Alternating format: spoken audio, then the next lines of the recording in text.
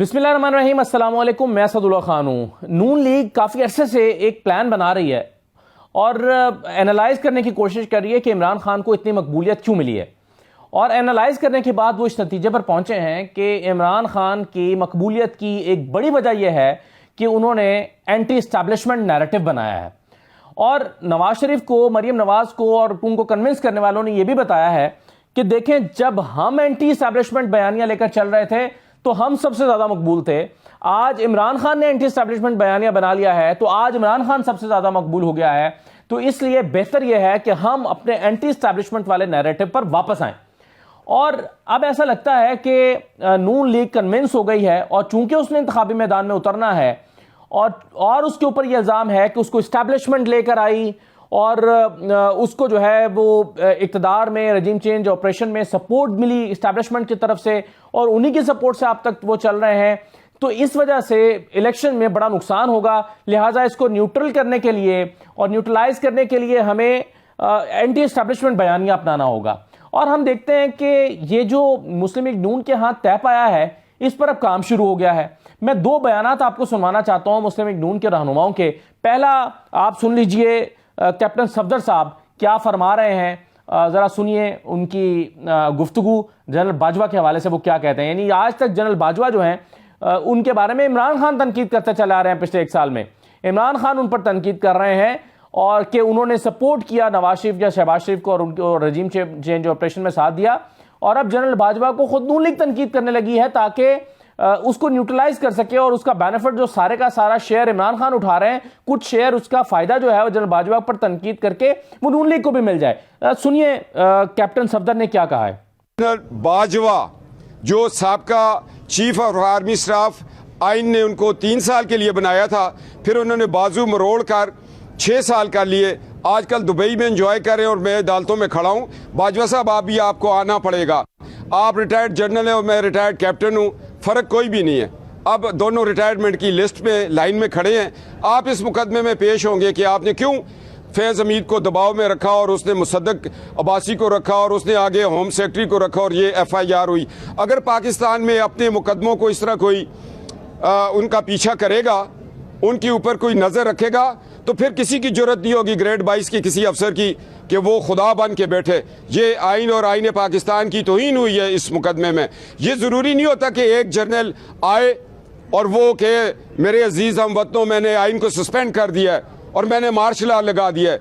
General Bajwa साहब, ये मेरा केस साबित करेगा आपने आइन को बाहर रखते हुए पसे पर्दा आइन की धज्जियाँ बखेरी हैं। ये अदालत में आप ही आएंगे, मैं अपना केस खुद लड़ रहा हूँ और मेरी जो वकला की टीम है वो मुआवनत कर रहे हैं, सुबह शाम इस केस की तैयारी कर रहे हैं। मगर मैं ये सोच रहा हूँ कि मैं जुर्रत के साथ खुद इस केस में पेश होगा। मैं सलाम पेश करता हूँ फराद अली शाह साहब और उनके चैम्बर को कि जितनी जुर्रत के साथ वो केस मुझे उन्होंने तैयार करके दिया।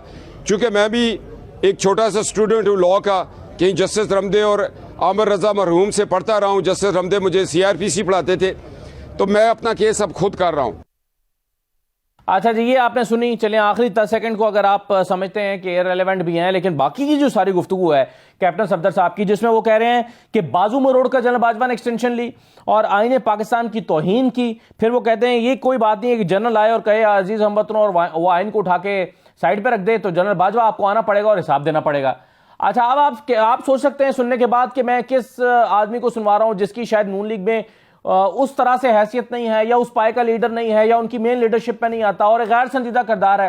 तो आप कहेंगे कि कैप्टन सफदर की क्या हैसियत है पार्टी के अंदर जो आप उसका बयान सुनवा रहे हैं, या उसकी आप ये भी सोच सकते हैं कि कैप्टन सफदर जो है वो उसका कोई जाती मामला भी हो सकता है, जनरल बाजवा को तनकीद करना हो सकता है या पार्टी पॉलिसी ना हो। लेकिन अब आप जिस शख्स को सुनेंगे उससे आपको अंदाजा होगा कि ये शख्स जो है वो बिला वजह बात नहीं कर रहा। ये हैं अयाज सादिक साहब, लंदन में खड़े हुए हैं और इनके साथ नून लीग के बहुत अहम और शख्सियत और बड़े अहम ओहदेदार खड़े हुए हैं। जरा इनको सुनिए अयाज सादिक साहब क्या कह रहे हैं। वो जो बैसाखियां थी, अब मैं ये जो 20 सीटों पे पंजाब में इलेक्शन हुआ था प्रोविंशियल असेंबली का, मोनस के और परवेज इलाही साहब के स्टेटमेंट के बाद क्या ये नहीं लगता कि बाजवा साहब का उसमें भी हाथ था? उन्होंने तो ओपनली कह दिया ना।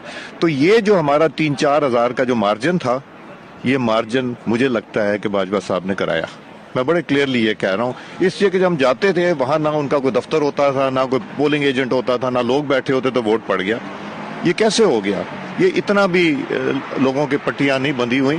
تو میں تو یہ کہتا ہوں کہ وہ بیساکھیاں.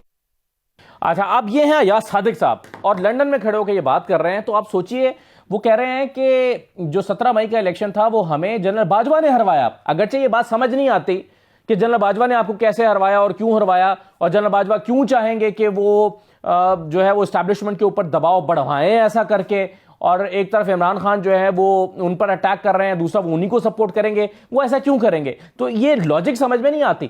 لیکن یہ جو مقصد ہے وہ سمجھ میں آتا ہے، اور وہ مقصد یہی ہے کہ جنرل باجوہ کو اٹیک کرو، جنرل باجوہ کو تنقید کا نشانہ بناؤ، اور بالکل اسی طرح بناؤ جیسے عمران خان بنا رہے ہیں، تاکہ اس کو آپ بیلنس کر سکیں. تو یہ بیلنسنگ ایکٹ لگتا ہے.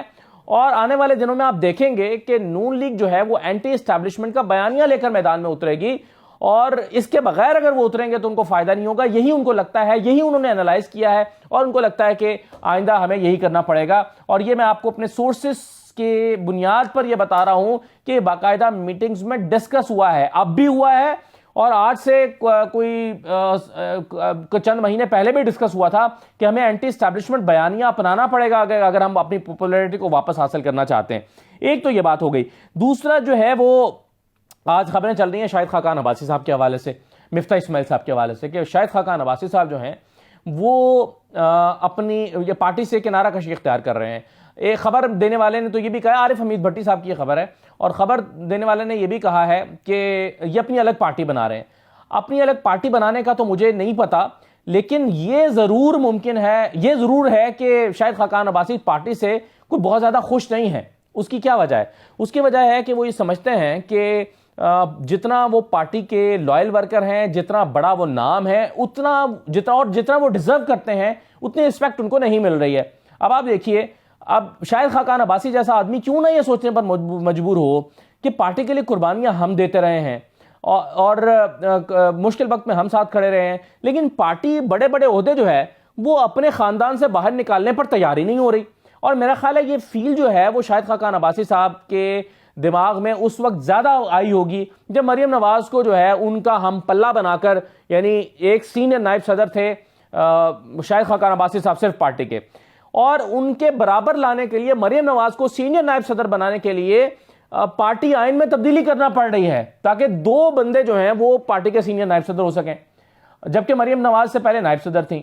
پارٹی کا سینئر نائب صدر بنانے کے لیے اور شاہد خاقان عباسی کے ہم پلہ لانے کے لیے آئین میں ترمیم کرنا پڑ گئی. اور یہ اس لیے کیا گیا ہے کہ کچھ عرصے میں مریم کو پارٹی کا صدر بنانا ہے، یعنی مریم نواز شاہد خاقان عباسی کی سینئر ہو جائیں گی، اوپر ہو جائیں گی، اور شاہد خاقان عباسی مریم نواز کو رپورٹ کر رہے ہوں گے.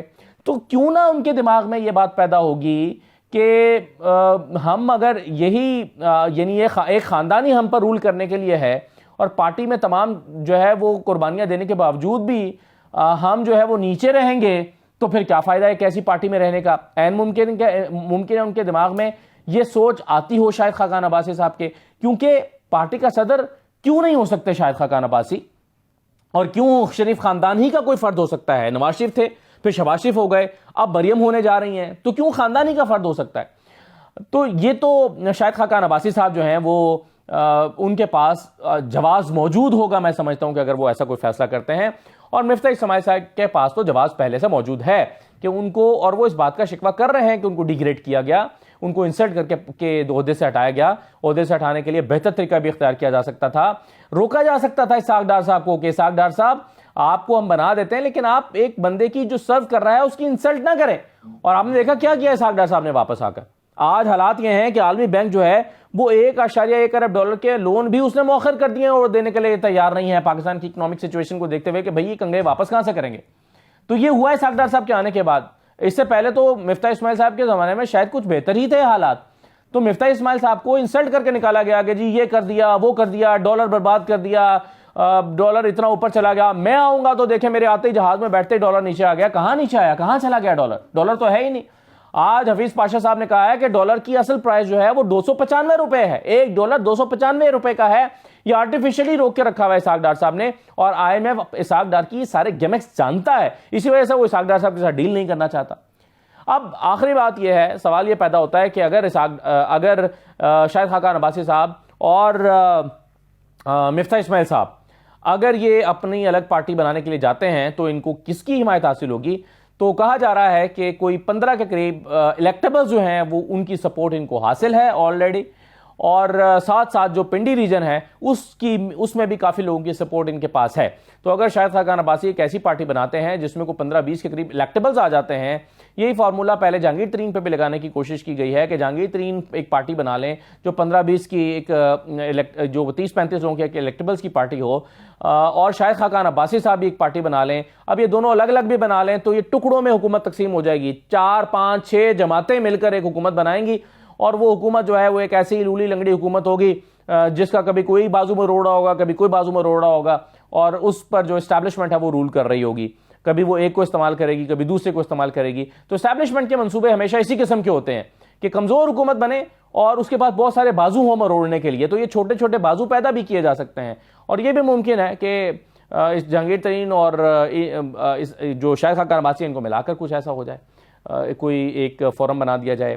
بہرحال یہ تو ہم اسی مفروضے کی بنیاد پر کہہ رہے ہیں کہ مفروضہ کیا، خبر کی بنیاد پر انفیکٹ کہہ رہے ہیں، میں مفروضہ تو نہیں کہوں گا، عارف حمید بھٹی صاحب کی خبر کو، بڑے سینئر جرنلسٹ ہیں تو ان کی خبر کو میں مفروضہ تو نہیں کہوں گا، میں اسی خبر کی بنیاد پر ہم یہ سارا تجزیہ کر رہے ہیں کہ یہ ہونے جا رہا ہے۔ اور اگر 15 لوگ لے کر شاہد خاقان عباسی نکل جاتے ہیں اور 15 لوگ جو ہیں وہ عمران خان کے ساتھ رابطے میں ہیں ان کے بقول، تو نون لیگ میں پیچھے کیا بچے گا، یہ سوچنے کی بات ہے۔ اجازت دیجیے، اللہ حافظ۔